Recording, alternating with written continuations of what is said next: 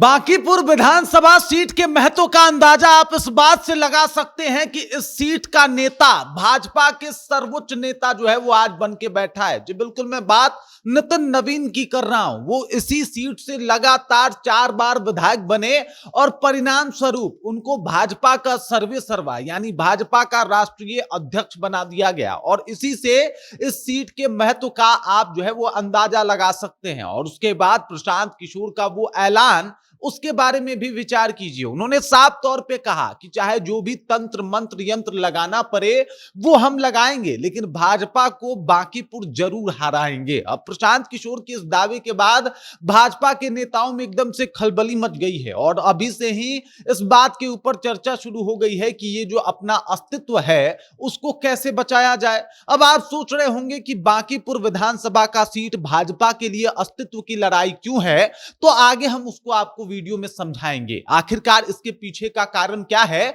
यह भी समझने का प्रयत्न करेंगे, लेकिन उससे पहले मेरा परिचय जान लीजिए। मेरा नाम है रजत और आप जनता जंक्शन देख रहे हैं। अब जरा विचार कीजिए, एक सीट जिसके ऊपर 40 सालों से भाजपा का कब्जा है, मतलब लालू यादव आए, नीतीश कुमार आए, इसके अलावा जीतन राम मांझी आए, लेकिन अगर बांकीपुर की बात की जाए तो यहां पे 40 सालों से भाजपा को छोड़ के दूसरा कोई और नहीं आया। यहां पे हमेशा भाजपा ही आई और इसी वजह से आप समझ सकते हैं कि ये जो बांकीपुर सीट है वो बहुत खास है भाजपा के लिए। और अगर ये सीट भाजपा के हाथों से निकल जाए तो भाजपा को कितना मलाल हो सकता है। एक और महत्व की बात मैंने आपको बताई थी कि इस सीट से जीता हुआ व्यक्ति जो है वो भाजपा के सर्वोच्च पदों पे पहुंच सकता है। तो इससे भी आप अंदाजा लगा सकते हैं कि बांकीपुर का जो सीट है वो साधारण सीट नहीं है, बल्कि असाधारण है, बहुत ज्यादा असाधारण है। और तब इसका महत्व और ज्यादा बढ़ जाता है जब बिहार विधानसभा इलेक्शन 2025 में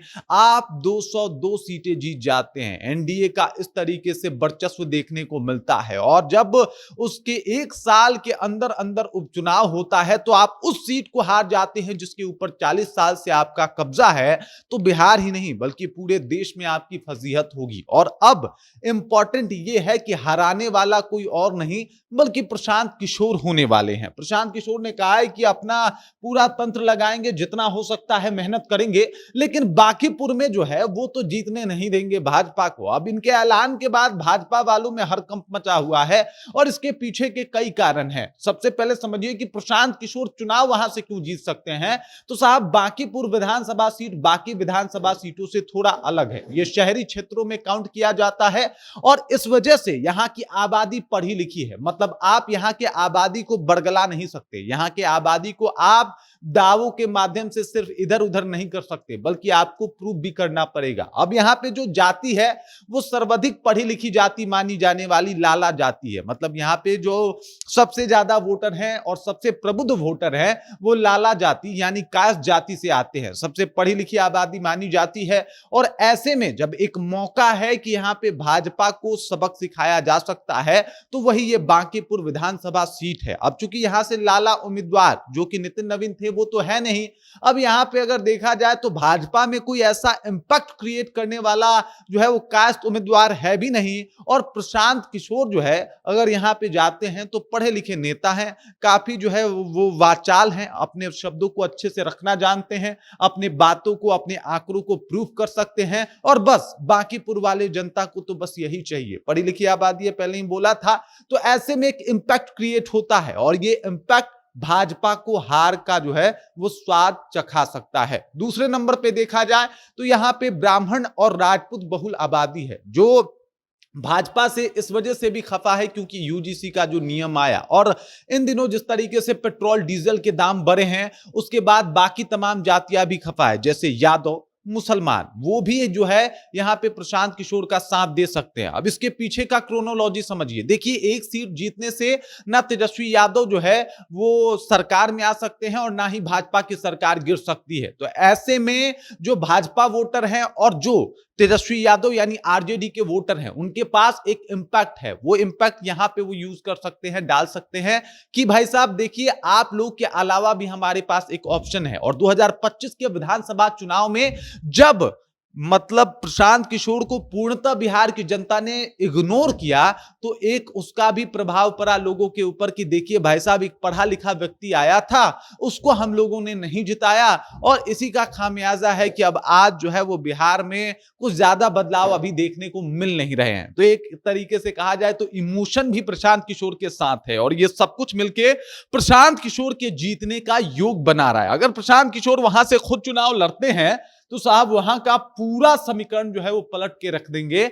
और अगर यहां से भाजपा हार जाती है तो भाजपा के 40 सालों में जितने भी हार हुए हैं वो सब एक तरफ, और ये वाला हार एक तरफ। मतलब यहां के नेता को आपने उस सीट पे पहुंचाया है जिसे भाजपा की सर्वोच्च सीट कही जाती है, और उस सीट को आप उपचुनाव में बचा नहीं पाते, तो इससे बड़ा हार और इससे बड़ा अपमान कुछ और हो नहीं सकता। और उसी अपमान का एक तरीके से कहा जाए तो तमाचा जो है वो भाजपा के गालों पे प्रशांत किशोर जड़ने की कोशिश कर रहे हैं। वो लगातार कह रहे हैं कि हम अपना पूरा प्रयत्न करेंगे, पूरी कोशिश करेंगे, लगातार लोगों के बीच में जाएंगे और बात करेंगे एक बार फिर से बिहार की, बात करेंगे रोजगार की, बात करेंगे युवाओं की, जाति से परे एक बार फिर से चुनाव की बात करेंगे। और ये सब कुछ शायद इस बार बिहार की जनता को समझ में आएगा, क्योंकि अब जो है वो चुनाव बीते लगभग 1 साल होने जा रहे हैं।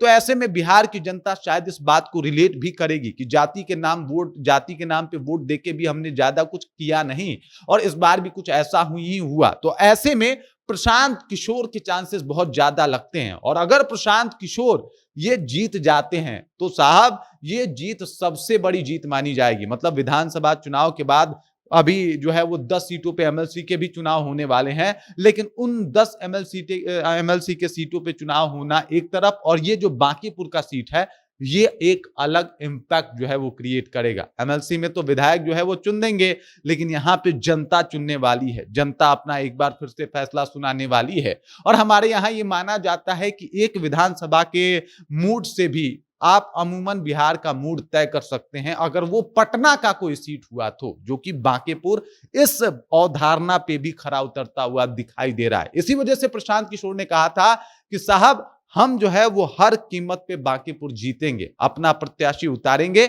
चाहे हम उतरें या फिर कोई, हम जरूर उतरने वाले हैं। लेकिन अभी तक 90% चांस ये है कि प्रशांत किशोर जो है बांकीपुर से जो है वो दाव आजमाने वाले हैं।